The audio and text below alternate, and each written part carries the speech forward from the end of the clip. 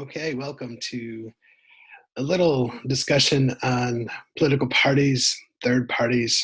Um, you've learned a little bit about George Washington's warning about the dangers of political parties, so hopefully you got that in your head. Today, I want to tell you a little bit about third parties. Let's see if I can find it for you here. There you go. Let's present the benefits and dangers of political parties and third parties. So I want to tell you like why we have political parties in the first place. What do they do? And maybe what some benefits of having only two parties is, and maybe what could be some benefits of having more than two. So first, let's talk about the four things that political parties basically do. Number one, they run candidates for political office. They recruit people. Having been a leader in a political party here in Calhoun County, this is what I had to do. I had to go out and try to find people who want to run.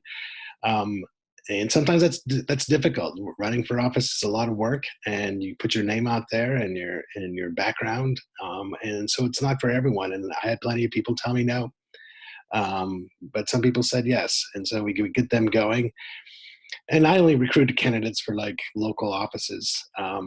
Obviously, when you get to bigger offices like Congress of the United States and governor and things like that, that's kind of out of the local political parties. Um, but still, there's that whole political party bureaucracy that you have to kind of work through and work with. Um, so that's an important role of any political party, is to get people to run. And if you're a candidate and you want to run for office, it's nice to be working with a party, because there's all the apparatus and money and things like that that a political party has that you can tap into if you're a candidate running for office. And then another thing that the political party does is that it checks the other party. These days, we see that the parties really don't like each other, and it's nice to have someone who is checking the power or the statements or the policies of the other party, kind of balancing things. And this is kind of the checks and balances to a different extent than what you learned in government A. Another thing political parties do is inform the public. So if there are certain issues facing the country today, well, a political party has the power and the expertise to kind of educate the public. We don't see that as much anymore these days. We'd like to see more of it, but that's one of their jobs if they can do it right. And then if you do get elected, then the political party helps to organize the government. It finds people who can do certain jobs and um, helps things be smooth, and has the expertise to do things legally and above board and all of those things. And there's always the payback too. So if someone has worked really hard for a political party and then there's a job open in the government, sometimes they get it. And whether or not that's good or bad, that's what it really happens in the world. So what are the benefits of having political parties? First of all, it's like I've kind of just told you, that there's powers in numbers. There are people who will vote for candidates because they're a Democrat or because they're a Republican. So it's nice to kind of just tap into that already existing group of people. There is the sharing of resources, ideas, and expertise. And this, if you're running for office, you need all of these things. You need people to help you put out yard signs and develop uh, mailing pieces, or walk door to door and knock on doors for people. What gets us down here are volunteers and the voters. There are people who volunteer for the Democratic Party, and there are people who volunteer for the Republican Party. And no matter who you are, if you're on their ticket, if you're working with that party, then you'll have those volunteers and those voters already. Political parties have money, and that's helpful for any campaign. Whether if you're running for city of Battle Creek or Calhoun County Commissioner, or any of these things, money is important, and political parties have those things. And they also have an organization. So, and they know how to organize people. So you can dig into the depths of any political party. And so even if you're running for president, you kind of have to dig deep into the organization, whether it be, so every state has a Democratic Party and a Republican Party apparatus. Then every county has a Democratic Party and a Republican Party apparatus. And so this organization, if you want to get the word down out amongst the people, you got to kind of dig in and take advantage of the organization that already exists in these parties in all 50 states. But what are some of the dangers of having just two political parties, the Republican Party and the Democrat Party? As you know, George Washington said that there was the danger that he saw back in the 1780s, that the political party would become more important than the country. And many think that Washington's warning has come true. So when the party becomes more important than the country, then we might have problems. There's also this danger that people are governing for the wrong reason. Are they governing for everyone they represent, or just the small group of people that got them elected? So that's a danger as well. And this thing called graft, this is what I was just telling you about, that sometimes people get jobs in government, positions of power in government because of who they know, not necessarily because they're qualified. This has been much worse in the past in American history, but it still goes on today, for sure. Especially like on the national level, a lot of people get jobs like ambassadors to foreign countries simply because of who they know or how much money they gave or something like that. And so that's certainly a danger that we have today. One thing that I wanted to mention to you, I just want you to look at these two maps. And as we try to figure out what part of the countries vote Republican and what part of the countries vote Democrat,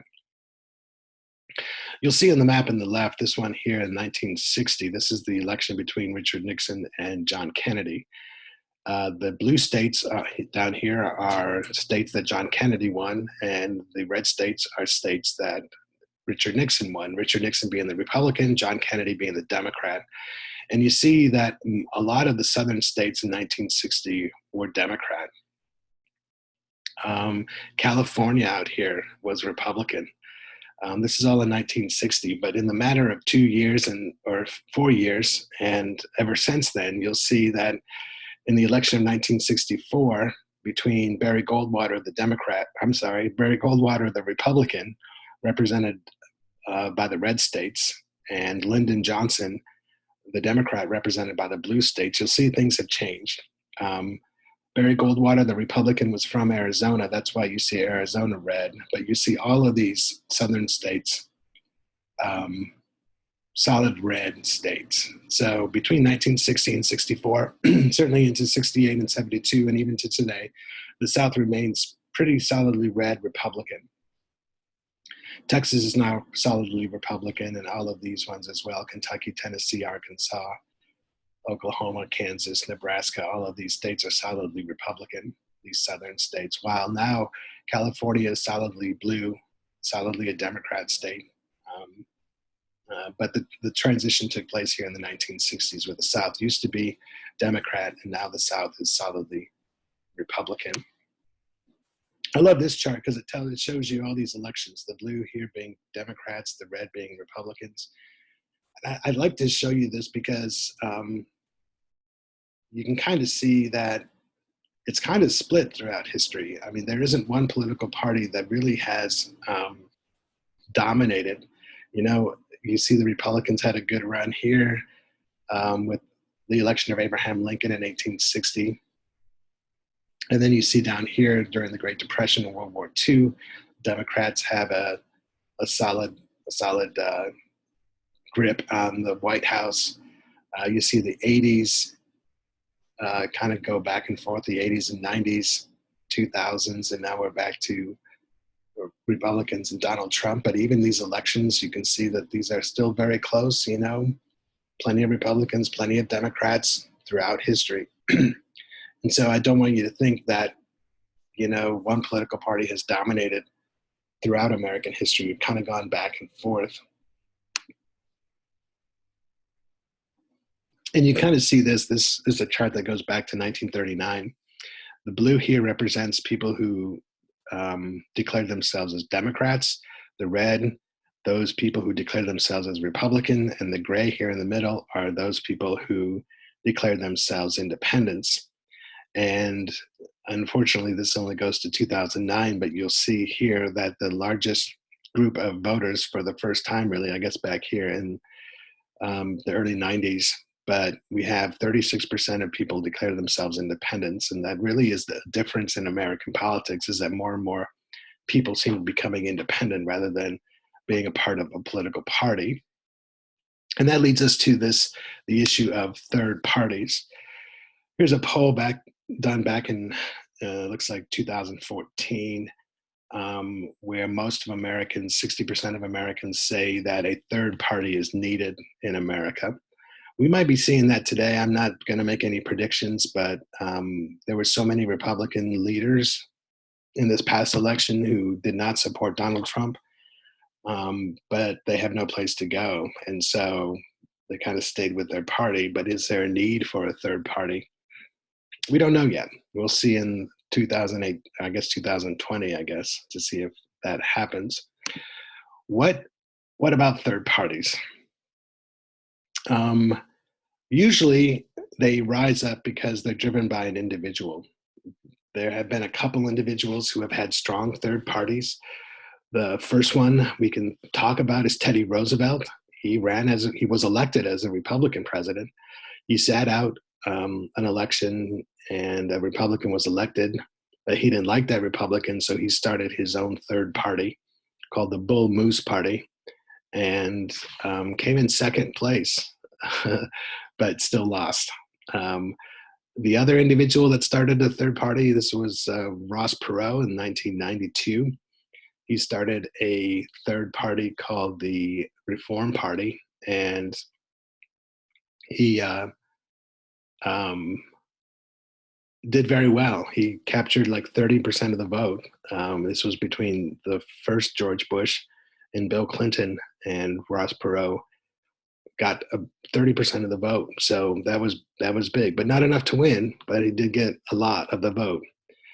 But you see that this last comment right here, most of these third parties, especially ones built on individuals, they die, they end because the individual doesn't run for office, or the issue that's being addressed is no longer an issue. Like, for example, there was a political party all around abolishing alcohol, and so once alcohol was abolished, then that party stopped existing. These days we have third parties called like the Green Party, which is about the environment. So if for some reason we fixed the environment, then maybe that party would no longer exist. But third parties don't usually last very long because they are around a specific issue or they're around a specific individual. Some people say two parties are good. We shouldn't have third parties. And one reason why two parties are good, and this is kind of complicated, so follow along here.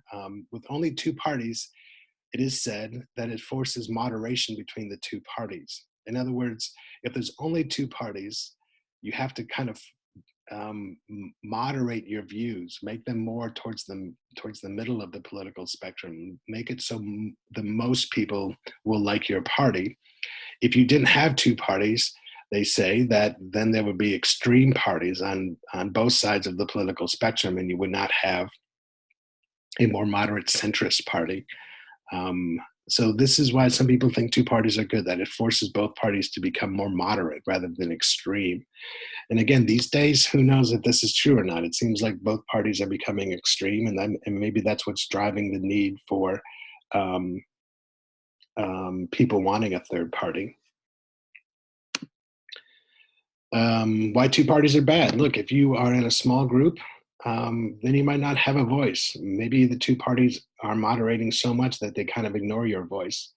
And because of that, maybe some issues get ignored, like the environment, or like race, or like poverty, or things like that. So this might be a problem with two parties. If you have only two parties, then small voices, small groups might be ignored.